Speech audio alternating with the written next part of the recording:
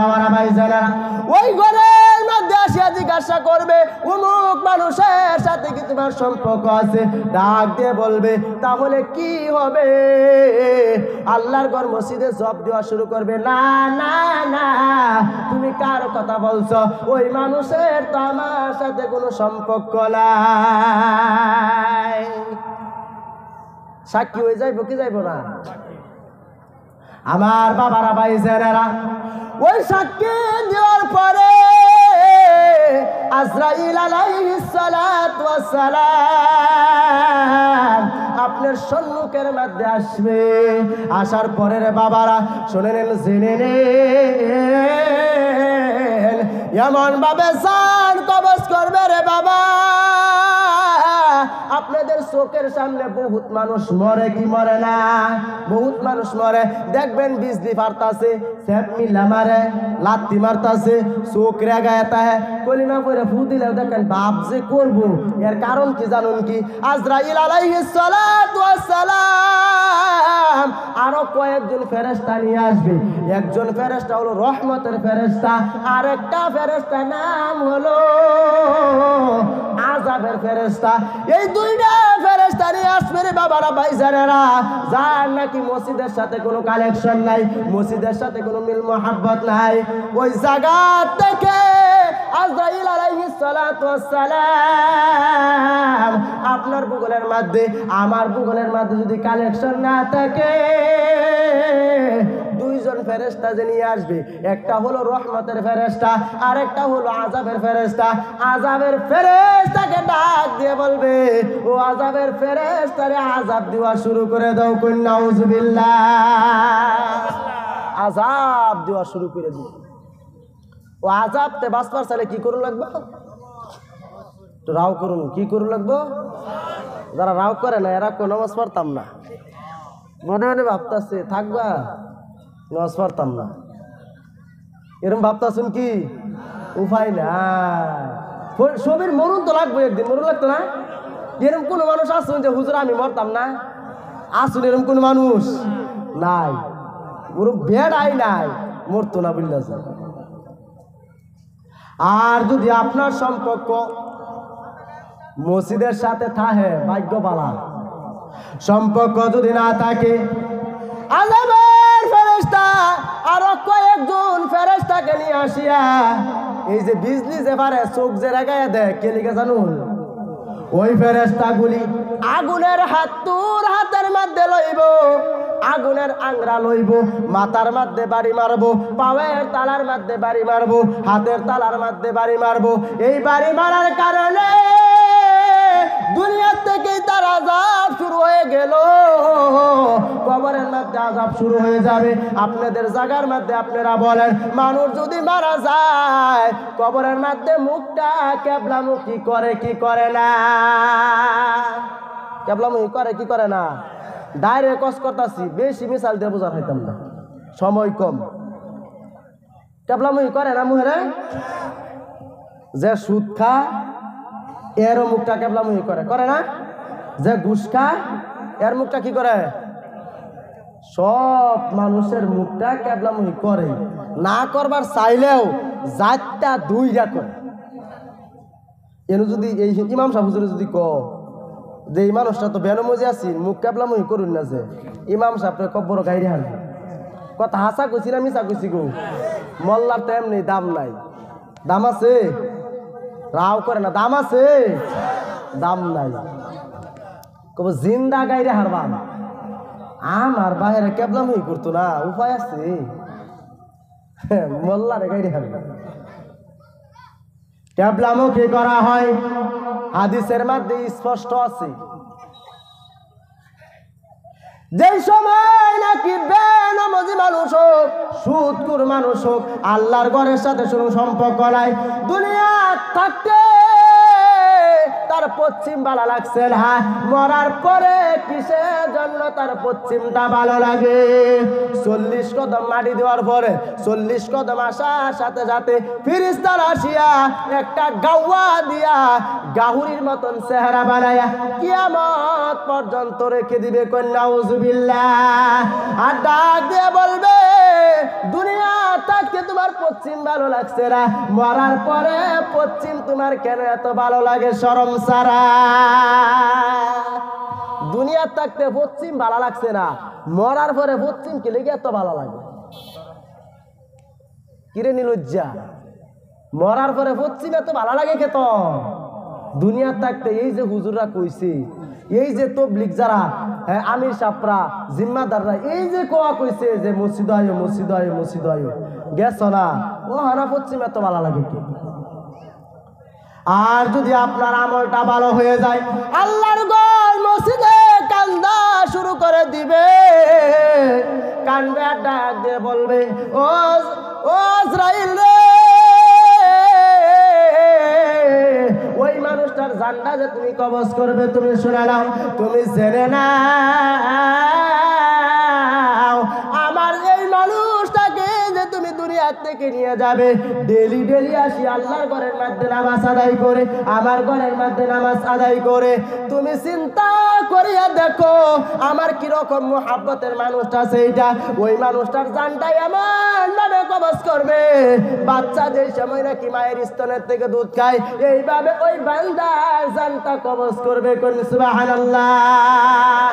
আল্লাহ রাব্বুল আলামিন বলেন ওই বান্দার জানটা এমন ভাবে কবজ করবে, মায়ের স্তনের থেকে নাকি যেইভাবে দুধ খায় এইভাবে ওই বান্দার জানটা কবজ করবে। কোন সুবহানাল্লাহ।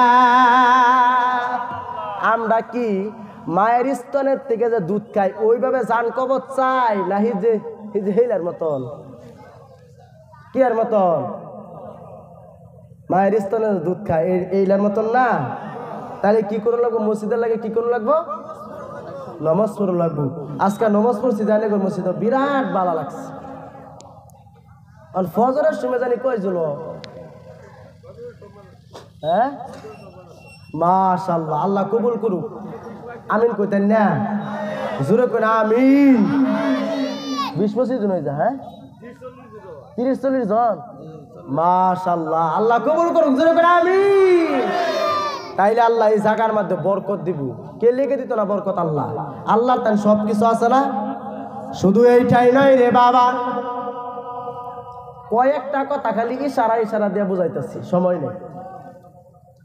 আল্লাহ নবী মুহাম্মদ রাসূলুল্লাহ সাল্লাল্লাহু আলাইহি ওয়াসাল্লাম মক্কা থেকে যে সবাই মদিনা গেছেন, কারে লয়ে গেছেন জানুন না? সবাই রাও করুন, জানুন না? সবাই মক্কা থেকে মদিনা যাওয়ার সময় আবু বকর সিদ্দিক রাদিয়াল্লাহু তাআলা আনহু দেখেন আল্লাহ নবীর সুন্নাত কিভাবে মানছে, আল্লাহ নবীর কথা কিভাবে মানছে। আমরা আলিমকে ভালোবাসি না, আল্লাহ নবীর হাদিসকে আমরা মানি না, আল্লাহ নবীর সুন্নাতকে আমরা মানি না, আল্লাহর হুকুম আমরা মানি না। বাবারা, ভাইজানেরা, আবু বকর সিদ্দিক রাদিয়াল্লাহু তাআলা আনহুকে 6 মাস আগে বলছিল, আবু বকর রে, আমার সাথে তোমার সফরের মধ্যে যাইতে হবে।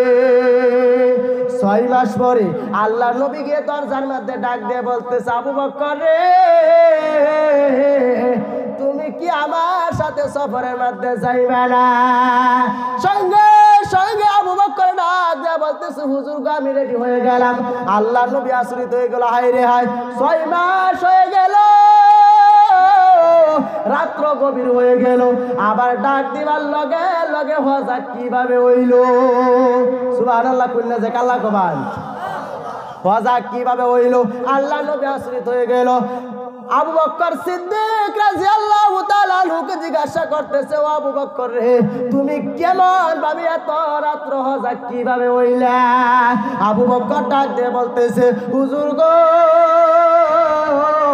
6 মাস আগে আমাকে বলছিলেন যে সফরের মধ্যে যাইতে হবে, 6 মাস পর্যন্ত আমি আবু বকর একদিনও বিস্তার মধ্যে ফিট লাগাইছি না। নারায়ে তাকবীর। আমি আবু বকর একদিনও বিস্তার মধ্যে ফিট লাগাইছি না। বলতেছে, তুমি কি করছো? 6 মাস বড়া আমি আবু বকর দরজার মধ্যে টেক লাগাইয়া দাঁড়াইয়া দাঁড়াইয়া আমি আবু বকর ঘুমাইছি। কোন সুবহানাল্লাহ। এইভাবে আল্লাহ নবী মুহাম্মদ রাসূলুল্লাহ সাল্লাল্লাহু আলাইহি ওয়াসাল্লামের লগে সফরের মধ্যে চলে গেল, গুহার মধ্যে গিয়ে পলাইল। রাত্র শেষ হয়ে গেছে, সকাল হয়ে গেছে, ডাক দিয়ে বলতেছে, হুজুর গো, আমাদের বাঁচবার বুঝি আর পথ নাই, রাত শেষ হয়ে গেছে, সকাল হয়ে গেছে, আর বুঝি আমরা বাঁচবো না। আল্লাহ নবী ডাক দিয়ে বলতেছে, আবু বকর রে, চিন্তা করিও না, আল্লাহ রাব্বুল আলামিন বলছে, আল্লাহর জন্য যে নাকি এক বাড়া, আল্লাহ রাব্বুল আলামিন তার জন্য 2 কাক আগ বাড়ায় আসে। কোন সুবহানাল্লাহ। তখন আবু বকরে কয়, হুজুর একটা গুহা পাইছি, দেখি এই গুহার মধ্যে যায় নাকি ফলান যা। তারপরে গুহার মধ্যে চলে গেল। আল্লাহ নবীর আগে যাবার দিচ্ছে না। যদি হাফ বিট ছুতা হে পাহাড়িয়া জায়গা, যদি মাইরা হালা দেখুন কিরম মহাব্বত আছে, আর আঙ্গর বৃত্তে কিরম মহাব্বত আছে, এরম মহাব্বত আছে আঙ্গর বৃত্তে, মিল মহাব্বতই নাই, বুঝছেন না? মিল মহাব্বতই নাই। সুডুরে যে আমরা কি করি, বড়র এত সম্মান করি না, আমরা। আবু বকর রাদিয়াল্লাহু তাআলা আনহু গুহার মধ্যে গিয়ে সুন্দরভাবে তন্ন করিয়া দেখলো। দেখার পরে ডাক দিয়ে বলতেছে, হুজুর গো, আপনি গর্তের মধ্যে আসেন, গর্তের মধ্যে কিছুই নাই। সুবহানাল্লাহ। গর্তের মধ্যে আসা হলো। আসার পরে আল্লাহ নবী ডাক দিয়ে বলতেছে, আবু বকর রে, আমার শরীরটা বহুত কষ্ট ভাব লাগতেছে, আলসি ভাব লাগতেছে। ও আবু বকর রে, তোমার উরাত কান আমার মাথার মধ্যে লাগায় দাও, আমি নবী তোমার উরাতের মধ্যে মাথা লাগাই অল্প একটু ঘুমাই। করি সুবহানাল্লাহ। আবু বকর সিদ্দিক রাদিয়াল্লাহু তাআলা আনহু উরাত কানা বিছায় দিল। আল্লাহ নবী উরাতের মধ্যে মাথা লাগাইয়া সঙ্গে আল্লাহ নবী ঘুমায় গেল। আবু বকর এই সময়ের মধ্যে দেখেন কি করলো বাবারা, ভাইজানেরা, এই তাকায়া দেখে গর্তের চতুর কানির মধ্যে বড় বড় গাতা দেখা যায়। আবু বকর সিদ্দিক রাদিয়াল্লাহু তাআলা আনহু উনার যে চাদর মুবারক ছিল রে বাবারা, ভাইজানেরা, এই চাদর মুবারক সিরিয়া সব কানাগুলি বন্ধ করলো। কানাগুলি সুন্দরভাবে মন চাইলো। একটা কানা দেখে ছিল রে বাবা, ওই কানা আবু বকর সিদ্দিক রাদিয়াল্লাহু তাআলা আনহু পায়ের গুছা দিয়ে ওই কানার মুখের মধ্যে ধরে রাখছে। পায়ের গুছা দিয়ে ওই কানার মধ্যে ধরে রাখছে। ধরে রাখার পরে রে বাবা, বিষাক্ত একটা সাপ আবু বকরের পায়ের মধ্যে শুট করলো। আবু বকরের শোল হলদে হওয়া শুরু করলো, কালা হয়ে যাইতেছে। আবু বকর কান্দে, ডাক দিয়ে বলে, হাই রে হাই, আমার উরাতের মধ্যে যেই নবী ঘুমাইছে, এই নবীকে আমি কিভাবে আমার উরাত থেকে আমি উঠাই? আবু বকর কানতে চোখে থেকে এক ফোঁটা পানি আল্লাহ নবীর মুখের মধ্যে পড়ে গেল। আল্লাহ নবী জাগ্রত হয়ে গেছে। ডাক দিয়ে বলতেছে, আবু বকর রে, তুমি কিসের জন্য কান্দো? তোমার কি বাড়ির কথা মনে হয়ে গেছে? আবু বকরের কান্না আরো বেড়ে গেল। আবু বকর কান্দে আর ডাক দিয়ে বলতেছে, হুজুর গো, যেদিন থেকে আমি কালিমা পড়ে মুসলমান হয়ে গেলাম, যেদিন থেকে আপনার রাস্তার মধ্যে আমি এসে গেলাম, আপনার পিছে আমি ঘোরাঘুরি করে দিলাম, ওদিন থেকে আমি স্ত্রী ফুলাফান যত ধন সম্পদ ছিল সব মোহাব্বত বাদ দিয়ে আপনার মোহাব্বতের রাস্তার মধ্যে আমি এসে গিয়েছি। সুবহানাল্লাহ। দেখেন সব কিছু বাদ দিয়া আল্লাহ নবীর মহব্বতের মধ্যে এসে গেল। বাবারা ভাইজানেরা ডাক দিয়ে বলতেছে, আবু বকর রে, তুমি তাহলে কিসের জন্য কান্দো? তোমার কি সন্তানের কথা মনে হয়েছে? আবু বকর কান্দে আর ডাক দিয়ে বলতেছে, হুজুর গো, এই যে তাকায়া দেখে যতগুলি গর্ত আছে সব গর্ত আমি গামছা মুবারক দিয়া, চাদর মুবারক সিরিয়া সিরিয়া আমি বন্ধ করলাম, কিন্তু একটা গর্ত ছিল, ওই গর্ত আমি গুছা দিয়া মুজারির কারণে বিষাক্ত সাপ আমাকে শুট করলো। ডাক দিয়ে বলতেছে, আবু বকর, তুমি আমাকে কিসের জন্য বলো নাই? তুমি যদি আমাকে বলতে আমি তো ঘুমের থেকে উঠে যাইতাম।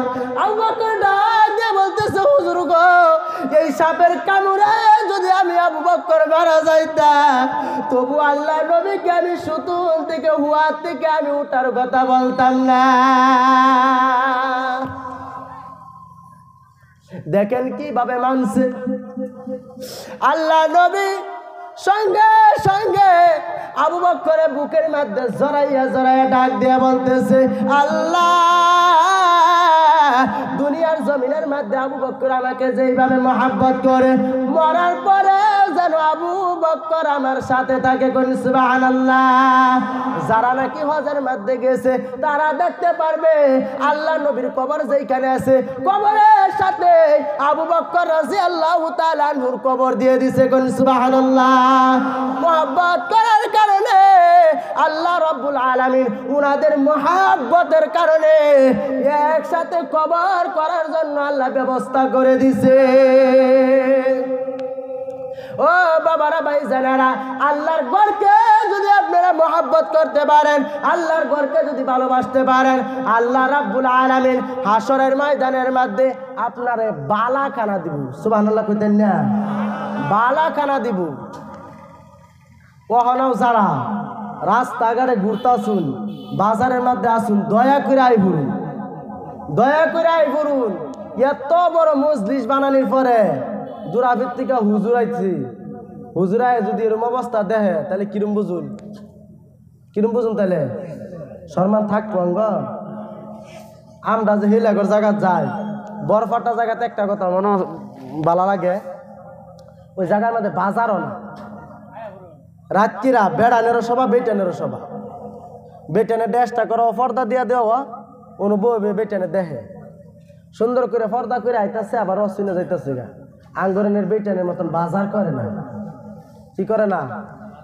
বাজার করে না। বিরাট বালা। ওই জায়গায় গেছি, আল্লাহ নিশ্চয় নেবে দরবার কতে, ওই জায়গায় গেছি।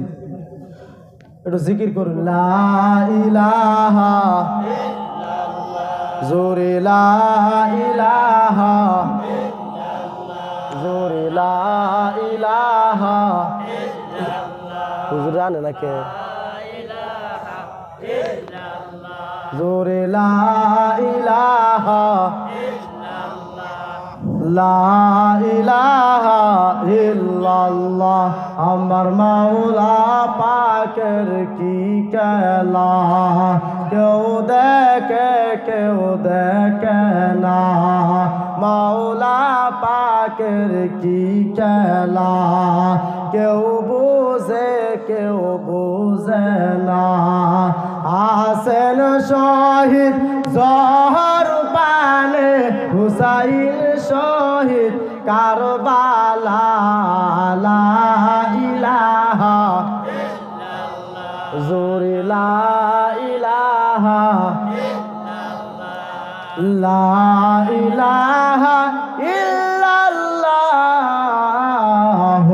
মুহাম্মাদুর রাসূলুল্লাহ সাল্লাল্লাহু আলাইহি ওয়াসাল্লাম। শুধু এইটাই নয়, হযরতে আব্দুল উজ্জা নামের একটা মানুষ ছিল রে বাবারা ভাইজানেরা,